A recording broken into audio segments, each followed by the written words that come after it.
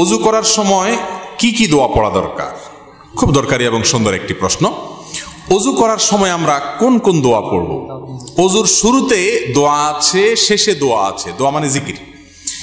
নবী করিম সাল্লাল্লাহু আলাইহি সাল্লাম থেকে তিরমিজি বর্ণিত হাদিসে আমরা জানতে পারি, তিনি ইরশাদ করেছেন, লা ওযু লিমান লাম ইউসাম্মিল্লাহ। যে ব্যক্তি বিসমিল্লাহ বলল না, তার অজু পূর্ণাঙ্গ হবে না। অজু হবে কিন্তু অজু কি হবে না?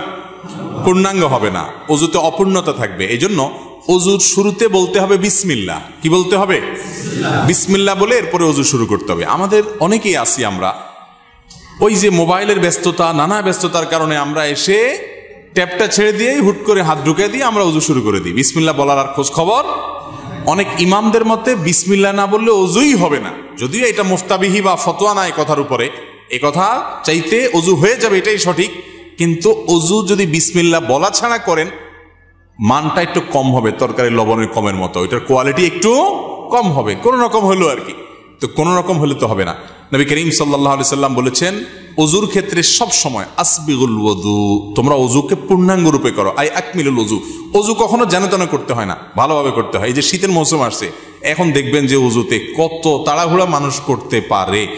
গরমের সময় দেখবেন অজুখানা সিরিয়াল লাগে থাকে, আর শীতের সময় অজুখানা সব সিটগুলো খালি, কারণ আসরের অজু দিয়া এশা পার করার বুদ্ধি। অথচ এরকম চাপাচাপি করে অজু ধরে রাখা ঠিক না, স্বাস্থ্যের জন্য ক্ষতিকর, আমলের জন্য ক্ষতিকর। এই জন্য ওয়াইলুল আকাবিরান নার হাদিসে আসছে, পায়ের গিরা, গোড়ালি, এই যে চিপা চাপা আঙ্গুলের শুকনা থাকে, এগুলো বিশেষ করে শীতের সময়, অন্য সময় তো বটেই, শীতের সময় বিশেষভাবে এগুলোকে যত্ন সহকারে ধুইতে হয়। যাই হোক, তো অজুর শুরুতে বিসমিল্লাহ বলতে হবে। কি বলতে হবে? বিসমিল্লাহ। এটা হলো প্রথম অজুর শুরুর জিকির। আর অজুর মাঝখানে কিছু পড়তে হবে কিনা, আপনারা অনেক বই পুস্তক দেখেন, সেখানে হাত ধোয়ার একটা দোয়া আছে, কুলি করার একটা দোয়া আছে, মুখ ধোয়ার একটা দোয়া আছে, মাথা মাসে করার আরেকটা দোয়া আছে, পাও ধোয়ার একটা দোয়া আছে। আছে না নাই?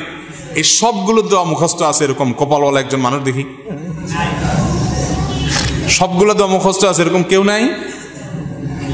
মাশাআল্লাহ, আপনারা দেখা যায় সুন্নত বেদাতের পার্থক্য ভালো বোঝেন। যাক, এটা বিশুদ্ধ কোনো হাদিস দ্বারা প্রমাণিত নয় যে সকল অঙ্গ প্রত্যঙ্গে আলাদা আলাদা দোয়া আছে, তাহলে তো একজনের অজুতে 10 মিনিট করে লাগবে, ঠিক না?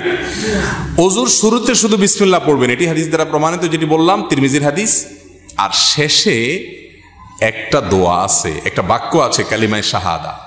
সহিহ মুসলিমের হাদিসে আসছে, নবী করিম সাল্লাল্লাহু আলাইহি সাল্লাম বলেছেন, কেউ যদি অজু সুন্দরভাবে করে, ভালো করে কুলি করে, ডলে ডলে অজু করে, এরপরে শেষে যদি এই বাক্যটা পড়ে, তাহলে জান্নাতের 8টা দরজার সবগুলো একসাথে খুলে যায় এবং সে যে কোনোটা দিয়ে প্রবেশ করতে পারে। সে বাক্য হলো কি? সে বাক্য হলো আশহাদু আল্লা ইলাহা ইল্লাল্লাহু ওয়াহদাহু লা শারীকা লাহু ওয়া আশহাদু আন্না মুহাম্মাদান আবদুহু ওয়া রাসূলুহু। ওযুর শেষ এই কালিমা শাহাদা পাঠ করবেন। এটাকে আমি বলি, এটা হলো জান্নাতের 8 দরজার কমন রিমোট। এক রিমোটে 8 দরজা খুলে যায়, এরকম একটা আমল। কিন্তু শুধু দোয়া পড়লে হবে না, অজুটা সুন্দর করে করতে হবে, শীতের ভয় করা যাবে না, ডলে ডলে ধুইতে হবে, পানি অপচয় করা যাবে না, শুরুতে বিসমিল্লাহ বলতে হবে, মেসওয়াক করতে হবে। মেসওয়াক ছাড়া অজু কখনো পূর্ণাঙ্গ হয় না। মেসওয়াক কয়জনের পকেটে আছে যদি আমি এখন জিজ্ঞেস করি, আমি নিশ্চিত 10টা হাতে উঠবে না। আমি কি ভুল বলছি? বেশিরভাগ মানুষ আমরা মেসওয়াক করি না। মেসওয়াক একটা ডাল রাখবেন পকেটে।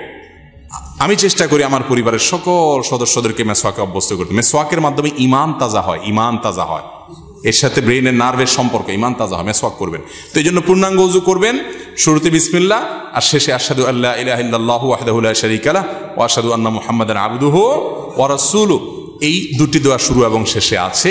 এই শেষেরটা মুসলিমে বর্ণিত আছে। তিরমিজিতে আরেকটি দোয়া আছে, আল্লাহুম্মা জাআলনি মিনাত তাওয়াবিন ওয়া জাআলনি মিনাল মুতাতাহহিরিন। আল্লাহ আমাকে তওবাকারীদের শামিল করেন, পবিত্রতা অর্জনকারীদের শামিল করেন। কারণ আল্লাহ তাআলা কোরআনে বলছেন, ইন্নাল্লাহা ইউহিব্বুত তাওয়াবিন ওয়া ইউহিব্বুল মুতাতাহহিরিন।